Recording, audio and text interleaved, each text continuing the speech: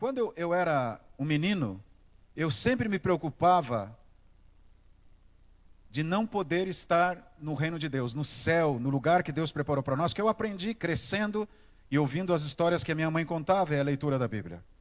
Havia em meu coração uma ideia de que eu não consigo, não vou conseguir, não tenho condições de estar no reino de Deus. Não sei se isso já passou na mente de você, a ideia de que parece que Deus, ele dificulta ou vai colocar alguma oposição ou algum desafio para que a gente não esteja no céu.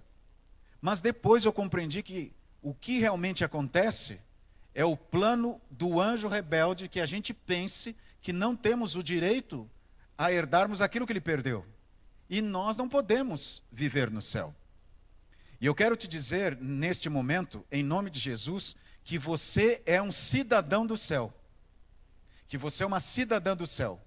Não esqueça disso.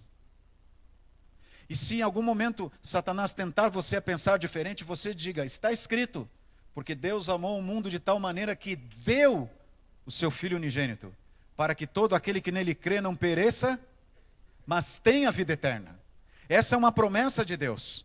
E existe dentro do contexto teológico, o proto-evangelho, que é o texto de Gênesis capítulo 3,15, no momento que o homem sai do Éden com a culpa, com o sentimento de derrota por ter sido enganado por Satanás e ter sido derrotado por Satanás, Jesus mata o cordeiro, os veste com as peles do cordeiro e diz, eu vou pôr inimizade entre vocês e a serpente, entre a descendência de vocês e eles. Esta pode ferir o calcanhar, mas o seu descendente vai pisar na cabeça dela. Era a promessa do Messias e da vinda de Jesus. E a certeza de que no futuro os descendentes de Adão poderiam voltar a viver no Éden. Amém? E eu não posso esquecer disso. Eu jamais posso pensar de maneira contrária. E algo que eu sempre tenho repetido com vocês, e eu repito para mim, às vezes quando esse pensamento vem, não somos habitantes desse mundo tentando ir para o céu. Nós somos cidadãos do céu voltando para casa. E por que nós precisamos entender isso? Você já percebeu que cada dia mais nos sentimos incomodados nesse mundo que nós estamos vivendo? E quanto mais nos aproximamos de Deus, mais desconforto parece que sentimos viver aqui? O que as pessoas pensam, falam e priorizam, a gente começa a entender que não são coisas importantes. E de que maneira está esse mundo? Como é o mundo que nós estamos vivendo hoje? Será que realmente é agradável? Ontem, a Maria me convidou para almoçar na casa dela, um almoço excelente, junto com o Edmundo, e nós estávamos conversando sobre isto. E no carro, a Maria e o Edmundo me falavam sobre uma tragédia que aconteceu na Espanha, principalmente em Valência. Você deve ter acompanhado a enchente que teve lá. E esse é o resultado dessa enchente. Uma das ruas de Valência, que depois da enchente ficou assim desse jeito. Os carros, e ali você pode ver os carros de todas as marcas, carros muito caros, de valor altíssimo, que ficaram amontoados uns sobre os outros e destruíram a vida de muitas pessoas. Muitas pessoas morreram ali. E nós estamos falando de um país da Europa, que tem uma infraestrutura, que tem todo um poder aquisitivo muito maior que o nosso país. Enfrentou esse tipo de situação. E para nós não esquecermos, porque nós somos muito propensos ao esquecimento, enfrentamos aqui no Brasil a realidade das enchentes do Rio Grande do Sul, lá do meu estado. A minha cidade, onde eu nasci, em Canoas, teve danos irreparáveis. Até hoje ainda o aeroporto Salgado Filho, que é um aeroporto muito bem estruturado, não está funcionando. Ainda estamos usando a base aérea de Canoas para os voos domésticos. E se você avançar mais um pouco, você vai ver o que está aparecendo nas redes sociais e nos ambientes jornalísticos sobre a guerra no Oriente Médio e Israel. O sofrimento dessas pessoas, a morte, a incerteza, o medo. Muitas pessoas que tiveram que abandonar a sua casa. Você já pensou? Você vai sair agora do culto, você vai sair da frente da tela do seu computador, do seu celular, e pode deitar na tua cama, pode ir para a tua casa ou estar na tua casa, no conforto, fecha a tua porta. Você já pensou se as pessoas não têm mais casa? A casa foi destruída. Não tem segurança de ficar em casa. Alguns saíram porque não sabem, não têm segurança de se permanecerem na casa, estarão vivos. O ano passado, no mês de fevereiro, no dia 6 de fevereiro, nós fomos acordados com as notícias do terremoto que aconteceu e atingiu a Turquia, a Síria e o Kurdistão. Essa é uma das ruas, esses são alguns dos prédios que foram literalmente moídos pelo terremoto. Várias vidas foram levadas, famílias destruídas. E parece que na humanidade tudo está ok. A gente fica um pouco impressionado e continua levando a vida, desde que não atinja o nosso espaço, a nossa geografia. A tragédia do acidente em Vinhedo, que foi considerado o maior acidente com mortes no mundo em 2024. A queda do avião da Voipaz. 62 pessoas morreram nesse acidente. Que tristeza. Você percebe que a maldade ela não está localizada apenas numa geografia. Não está localizada apenas num contexto. O sofrimento e o pecado, eles estão amplos. Terremotos, enchentes, Europa, sofrimento no Oriente Médio com guerra, aqui no Brasil enchentes, aqui no Brasil desastres. Você percebe que há um movimento satânico, e é isso que está acontecendo? Como que eu sei disso? Vamos comigo para João agora, esse texto que você foi convidado a separar aí na sua Bíblia. E fica aí comigo, João capítulo 17, verso 14. Olha o que diz Jesus aqui, na oração sacerdotal, considerada a oração sacerdotal. Jesus diz assim: eu lhes tenho dado a tua palavra, e o mundo os odiou.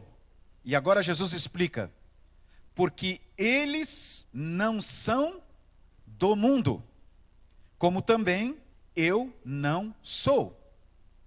Presta atenção nessa declaração de Jesus, e algo que eu tenho que reforçar em mim.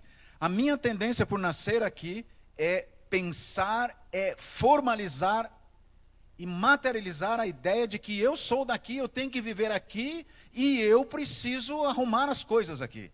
E até criar uma expectativa de que esse mundo vai melhorar. Esse mundo não vai melhorar. Esse mundo vai piorar. Tanto nas situações de catástrofes, na questão social, moral, cada vez vai ficar pior. E eu, que nasci em 1966, tenho 58 anos, eu me lembro muito bem da época que eu vivia como adolescente, como garoto, do que nós temos hoje. A maneira que nós nos relacionamos, a maneira que nós convivemos, a atitude das pessoas tem se tornado cada vez mais egoísta.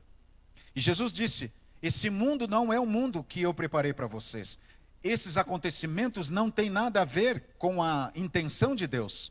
São obras do anjo rebelde. O que nós estamos vivendo hoje, com doenças, com sofrimentos em guerras, na população e catástrofes, é exatamente uma atitude de Satanás e suas hostes, que querem nos destruir. Agora vamos ver por que isso. Mateus capítulo 4. Volta algumas páginas da sua Bíblia. Mateus capítulo 4, os versos 8 e 9. Isso nós temos que entender de maneira muito clara, para não sofrermos uma ilusão de uma expectativa incoerente.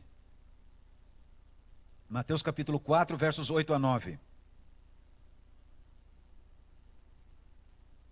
Diz o texto de Mateus: levou ainda o diabo a um monte muito alto, mostrou-lhe todos os reinos do mundo.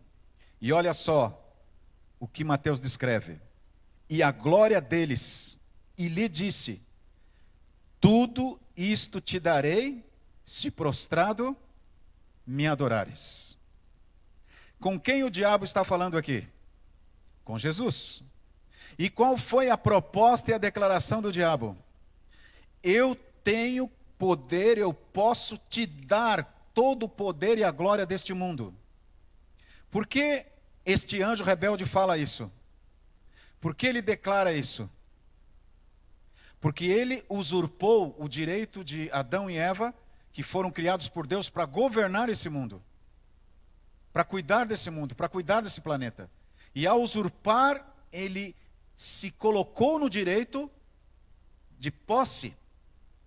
E agora ele também diz para Jesus: eu posso te dar isso, como se ele fosse o dono de tudo isso. Veja a ousadia de Satanás. Mas Jesus disse, está escrito, só ao Senhor adorarás e só a ele darás culto. Mas por que Satanás estava fazendo essa proposta? Porque Satanás sabia que Jesus veio para morrer na cruz, pagar o pecado, para mostrar o caráter de Deus e restaurar o governo deste mundo. Jesus é o herdeiro. Apocalipse, capítulo 5, declara isso, quando João vê um rolo com 7 selos, e ele chora porque ninguém tem condições de abrir o rolo. E só lembrando, eu falei isso alguns cultos atrás aqui, mas só lembrando, por que era um rolo de 7 selos? Porque na tradição, no tempo de João, no tempo de Jesus, no tempo bíblico, os documentos importantes, eles recebiam um selo. E quanto mais importante fosse o documento, mais selos ele recebia. Porque cada selo tinha o anel, o sinal, a marca de uma família, que era testemunha. Então, quando o documento era enrolado, ele derretia a cera, e então a pessoa responsável pela família vinha com o anel dela, ou o selo que ela levava, às vezes pendurado no pescoço, e marcava aquela cera. Aí depois vinha um outro, a segunda, a terceira, a quarta, a quinta, a sexta, a sétima. Aquele documento tinha 7 testemunhas. Por quê? Porque era um documento muito importante. E qual o único documento que tinha 7 selos e 7 testemunhas? Um título de herança. Esses documentos tinham 7 selos. Porque ali estava um documento onde o herdeiro tinha a descrição de tudo o que ele receberia. Esse rolo que João viu é um documento de herança. E ninguém pode abrir. Por quê? Porque o ser humano perdeu o direito aqui pela herança desse mundo. Mas aí João diz, no capítulo 5, depois você pode ler em Apocalipse, que ele chorava, porque ninguém podia abrir, porque João sabia que era um documento de herança, e era a nossa herança, que ninguém tinha o direito de abrir. E aí vem o ancião de dias e diz, não chores, porque o leão da tribo de Judá, quem é o leão da tribo de Judá? Jesus. Ele pode abrir, ele tem o direito de abrir, aleluia! E Jesus abre o selo, abre o documento e recebe com seu sangue aquilo que foi tirado de nós. Então nós somos co-herdeiros. Jesus, que é o herdeiro deste mundo, que agora não é mais de Satanás, que Satanás não pode questionar o direito de herança. Agora Jesus nos diz assim, eu amo você e eu te dou para você também esse reino. Não é bonito isso? Agora Satanás fala para ele, eu vou te dar se você me adorar. Do mesmo jeito é falado para nós. Só que hoje o anjo caído não tem isso. Mas olha o que a Bíblia, agora eu quero ver com vocês alguns textos, o que a Bíblia profeticamente descreve a respeito desse mundo, desse planeta. Mais de 400 anos, 600 anos antes de Cristo. Vamos ver lá, primeiro texto, Isaías capítulo 24, verso 19 a 20. Vamos juntos lá, olha que coisa tremenda essa declaração do profeta Isaías. Versos 19 e 20. Isaías falando a respeito da condição da terra e das consequências do reino de Satanás. Ele diz assim, a terra será... De que maneira? De todo quebrantada. Ela totalmente se romperá. A terra violentamente se moverá. Olha só o profeta falando sobre as catástrofes que têm acontecido nesse mundo. A destruição da terra. E ele continua. A terra cambaleará como um bêbado. E balanceará como a rede de dormir. A sua transgressão pesa sobre ela. Ela cairá e jamais se levantará. Esse é o reino que Satanás usurpou e que controla. Você percebe que o profeta, ele descreve uma situação caótica da terra. como um bêbado, sendo chacoalhada, sendo destruída. Agora vamos para o capítulo 51 de Isaías. Será que Isaías concorda com isso ou continua aceitando essa declaração profética da estrutura da terra? Capítulo 51, versículo 6. Diz assim: levantai os olhos para os céus e olhai para a terra embaixo, porque os céus desaparecerão como a fumaça, e a terra envelhecerá como um vestido.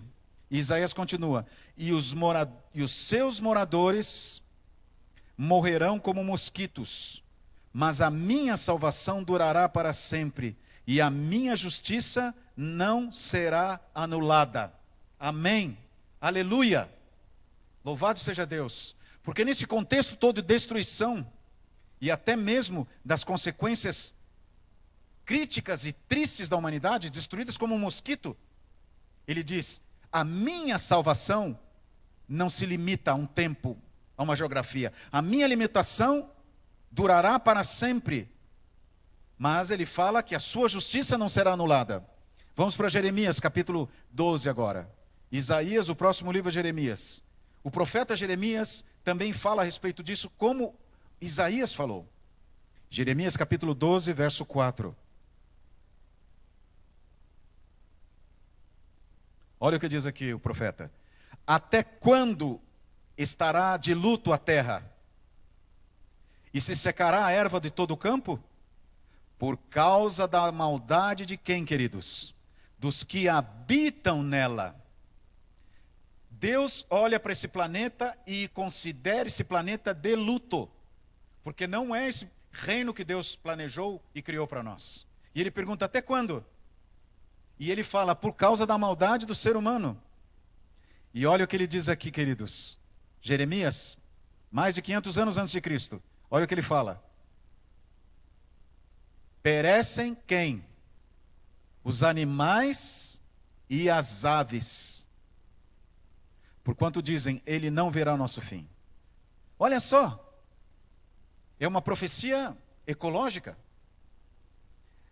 A Bíblia está falando sobre a destruição do planeta, a destruição das aves, dos animais, da terra, do espaço que o ser humano vive. Vamos agora para Oséias, lá mais perto de Malaquias. Depois do livro de Daniel, vem o livro de Oséias. Daniel, Oséias. Abra lá, vai para Daniel, você tem Isaías, Jeremias, Ezequiel, Daniel, aí vem Oséias. Oséias capítulo 4, e os versos 1 a 3. Será que esses profetas estão falando a mesma coisa? Será que eles concordam? Olha o que diz aqui: ouvi a palavra do Senhor, vós filhos de Israel, porque o Senhor tem uma contenda com quem, queridos? Com os habitantes da terra. Por que Deus tem uma contenda com os habitantes da terra? Porque nela não há verdade, nem amor, nem conhecimento de Deus. Agora, o profeta descreve a situação moral da humanidade.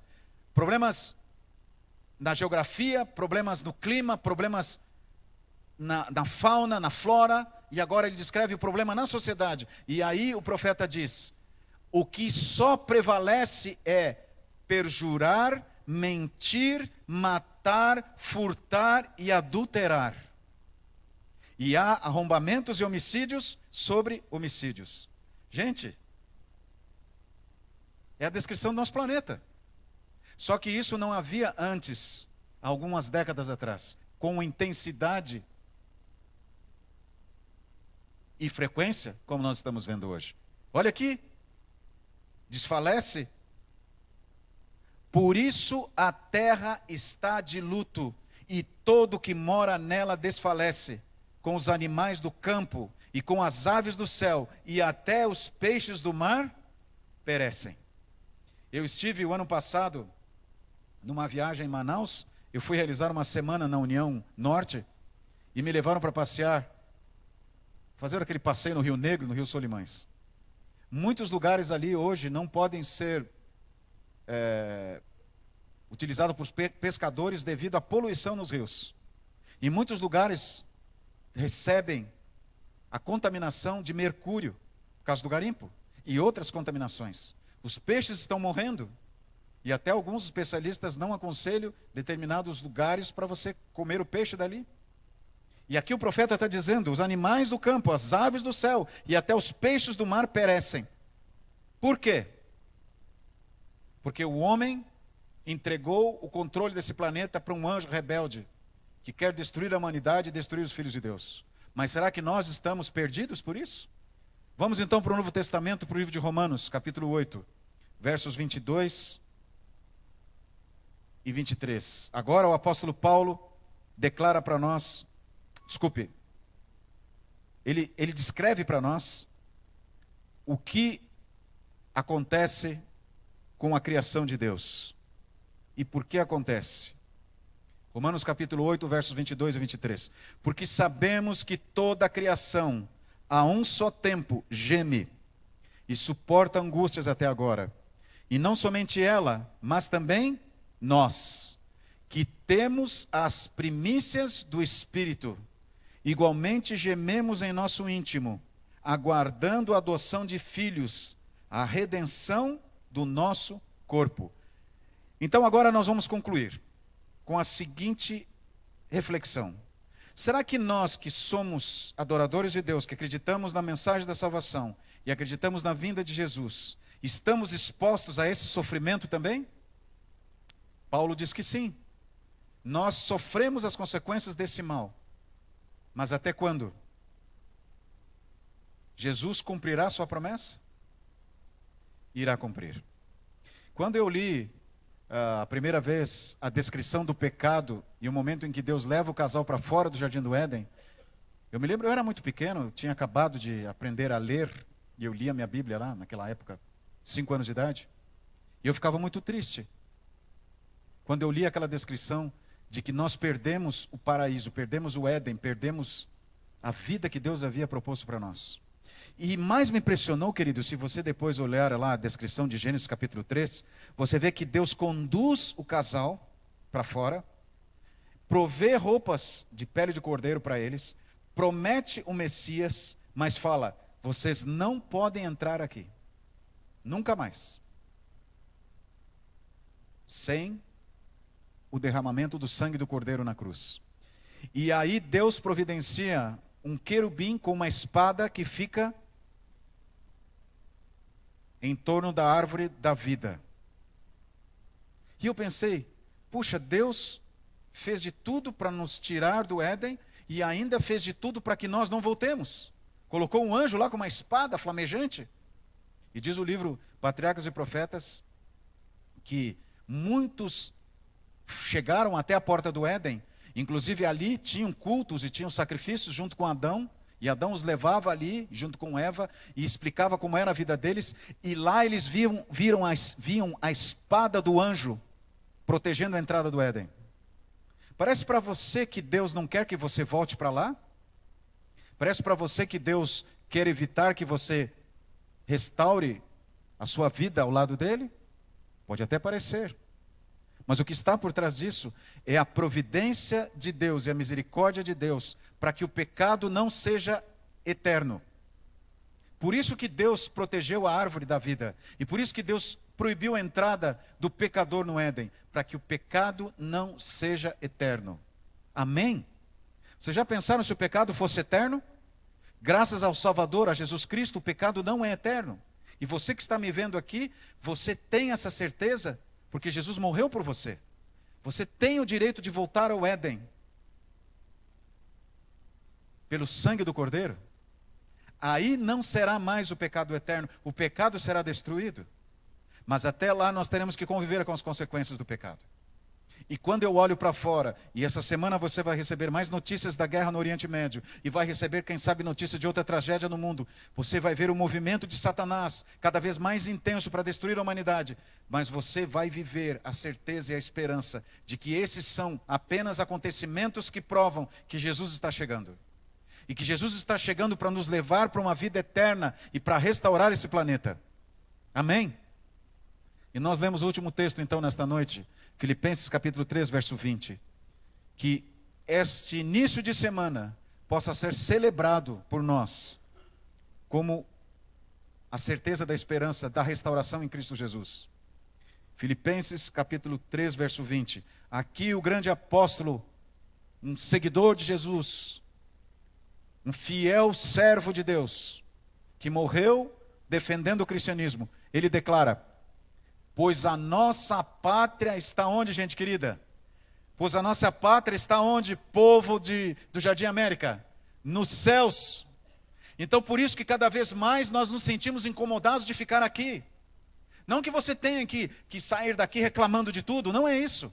Você tem que entender que a expectativa tua tem que estar na eternidade, porque a nossa pátria está nos céus, de onde também aguardamos o Salvador, Jesus Cristo. Amém, aleluia. E eu marco, você que está me vendo aqui, você que está sentado, é amado por Jesus, é amada por Jesus, e a coisa que mais Deus quer é trazer você de novo para morar junto dele. E nos últimos capítulos de Apocalipse, Apocalipse 21 e capítulo 22, João declara na sua visão o que Deus declara para ele. E Deus diz que as lágrimas serão enxugadas. E há uma promessa na descrição de João. Deus diz: eu estarei com eles, e eles comigo. Por quanto tempo, gente? Para sempre, eternamente. E não vai mais existir dor, nem morte, nem lágrimas. Porque o pecado será destruído e o mal não existirá. Amém. Esse é o plano de Deus para você. E quanto que eu sei, pastor, que Deus quer isso? Olha para a cruz e você vai ver o próprio Filho de Deus sendo sacrificado no teu lugar e pagando a tua culpa para que você esteja lá. Você acredita nisso? Então viva essa semana com essa certeza. E se em algum momento você for tentado a ficar aqui, ou fazer um puxadinho aqui, diga: está escrito, pois a nossa pátria está nos céus. E Jesus preparou o lugar para você. Então, não se turbe o coração. Creia em Deus e creia também em Jesus. Porque você é um cidadão do céu. Você é uma cidadã do céu. E sabe, queridos, depois que eu perdi minha família, num acidente de carro, eu estava vendo os documentos alguns dias atrás, e até me fez mal, porque lembrei algumas coisas e comecei a sentir muita saudade deles. E eu vendo os documentos, a minha mãe morreu com 45 anos. Meu pai morreu com 51 anos. Uma irmã que morreu no acidente morreu com 15 anos. Estudava no IAP, estava fazendo magistério lá. E o meu cunhado, que era pastor no Rio Grande do Sul, morreu com 25 anos. Faz 35 anos isso. E eu sinto muita saudade deles. Mas eu também penso o seguinte: eles estão descansando. Não viram muitas coisas do que eu vi.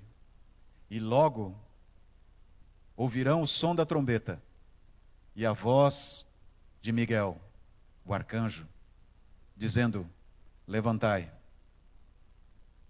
Meu Pai chama vocês. Quanta alegria será ver os queridos que perdemos e viver a eternidade com Jesus. Você quer isso? Não desista, porque Jesus vem logo. Vamos cantar o hino 464, Não Desistir, por favor? E leve essa certeza para você essa semana. Viva essa certeza, fale mais dessa certeza, compartilhe mais dessa certeza, porque você não é um habitante desse mundo tentando ir para o céu. Você é um cidadão do céu voltando para casa. Vamos ficar em pé? Você em casa, cante conosco. Não desistir, Cristo vem logo.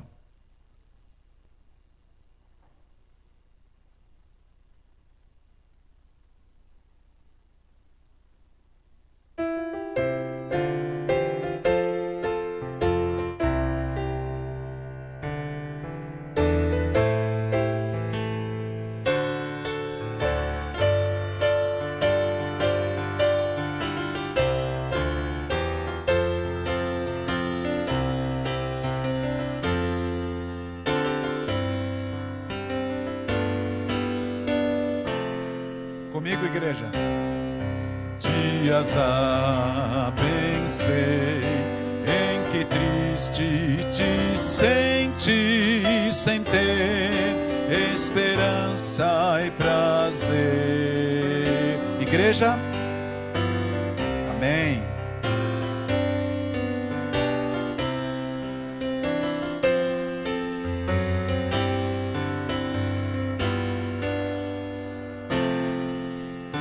Com a certeza, não desistir, Cristo vem logo, amém. Breve aurora de raiar, não desistir, Cristo vem logo,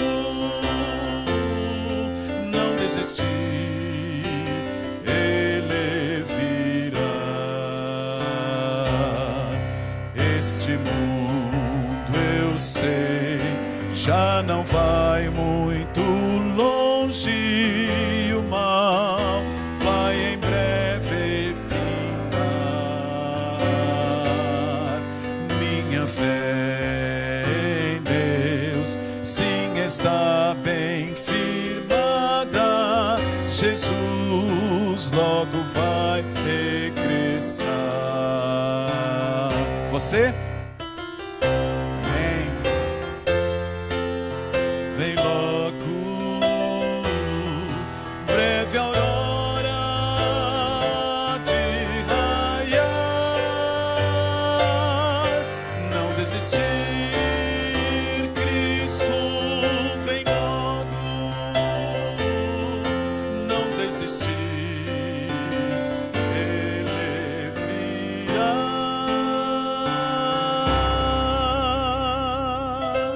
Oremos.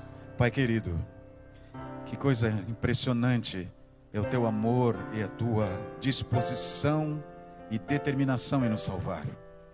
Ajuda-nos nesse momento a olhar para a tua Sagrada Escritura e entendermos que o sangue precioso de Jesus Cristo foi derramado por mim e por todos aqui. Cada filho, cada filha que está aqui. Em nome de Jesus, nós queremos celebrar que está escrito que não precisamos ter o nosso coração abalado, mas podemos crer em Ti e crer também em Jesus, que Tu preparaste um lugar para nós, e Jesus prometeu e está chegando para nos buscar. Até lá, Pai, nos dá força, abra os nossos olhos, para que tenhamos fixos somente em Jesus e na Tua promessa.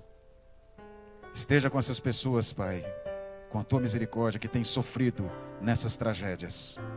Perderam a sua casa, perderam o seu lar, alguns perderam pessoas queridas. Filhos e filhas teus lá nessa guerra do Oriente Médio têm sofrido noites após noites, com medo de serem atingidas por bombardeios. Tenha misericórdia dessas pessoas, Senhor. E a nós, proteja-nos e abençoa-nos com a Tua companhia. E uma semana feliz, em nome de Jesus. Amém.